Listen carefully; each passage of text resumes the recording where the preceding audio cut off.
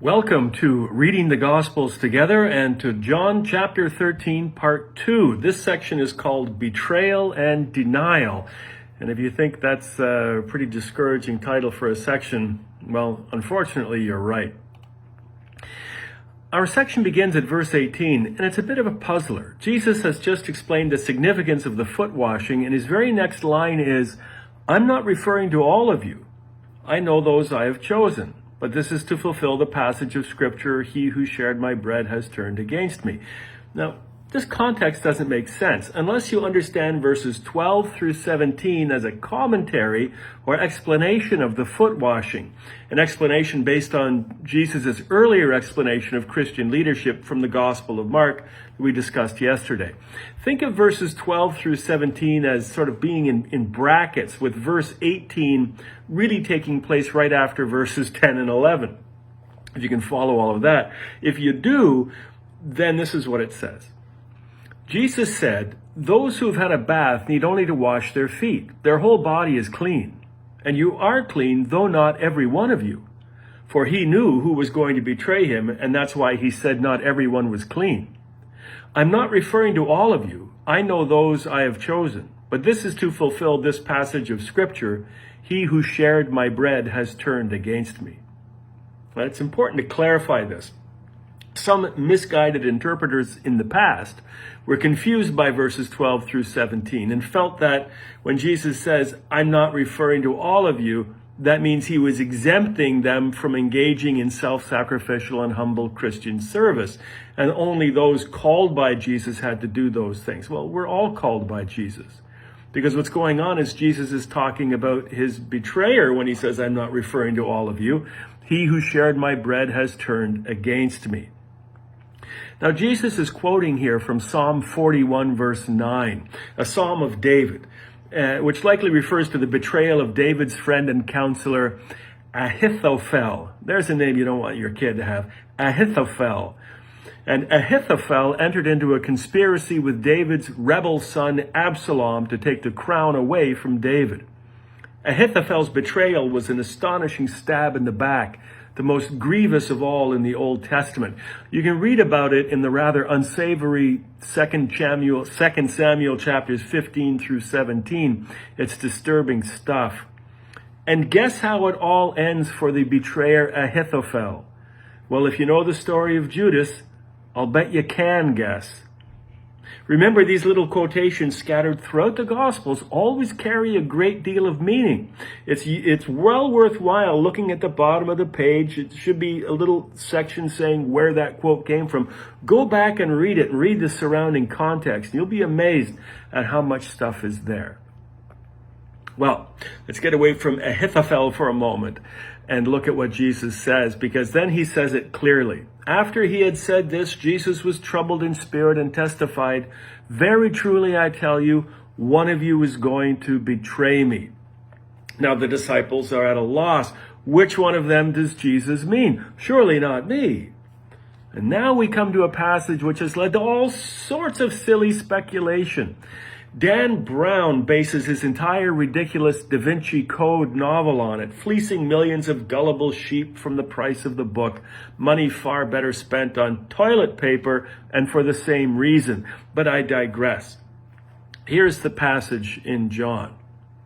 The disciple whom Jesus loved was reclining next to him. Simon Peter motioned to this disciple and said,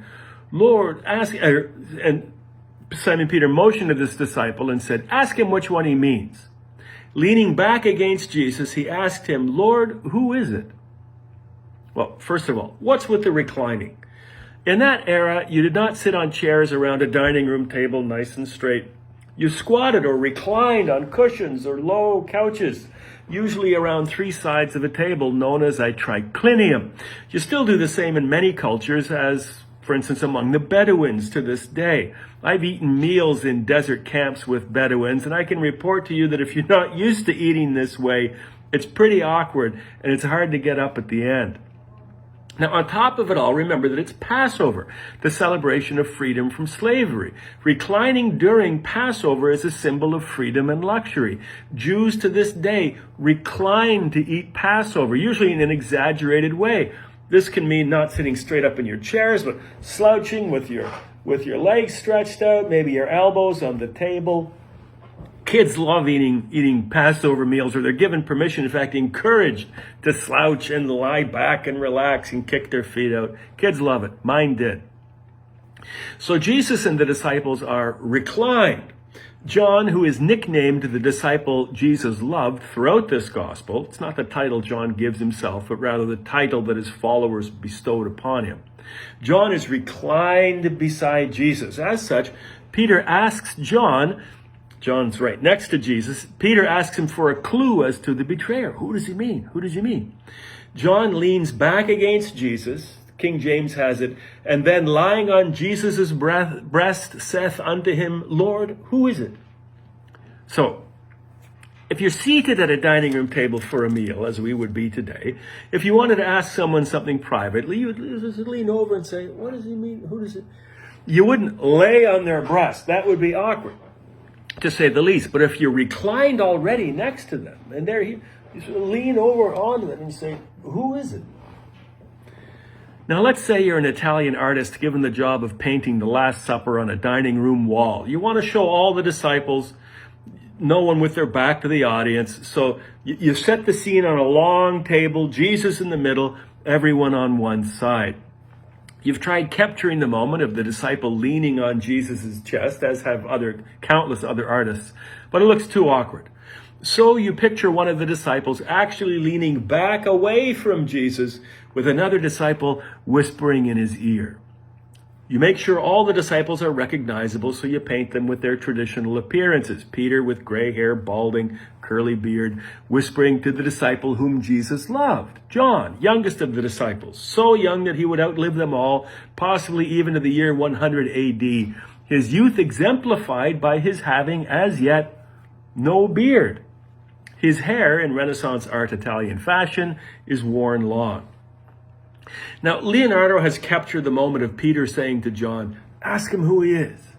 According to Dan Brown, Peter's actually talking to Mary Magdalene of all people, from which then Brown spins a wild tale of Jesus and Mary Magdalene having a child who becomes the King of France.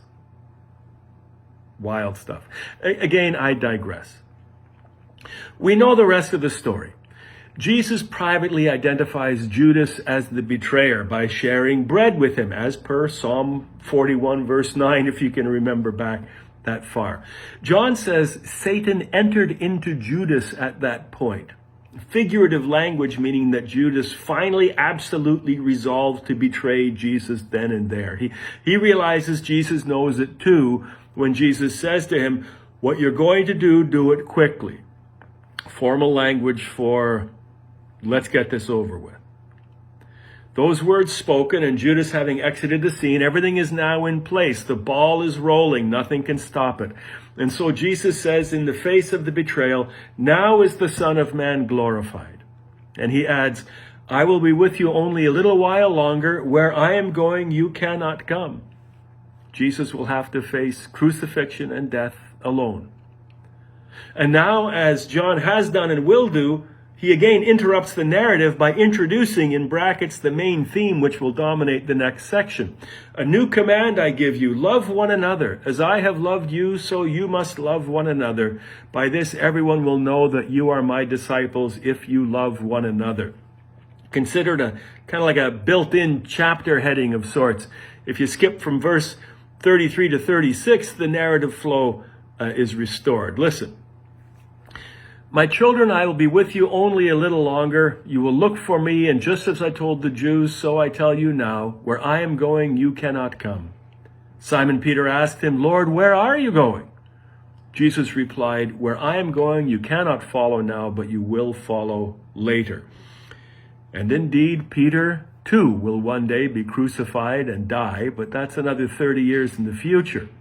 Peter still doesn't understand what's going on, though. Typically, he impetuously bursts out with, Lord, why can't I follow you? I will lay down my life for you.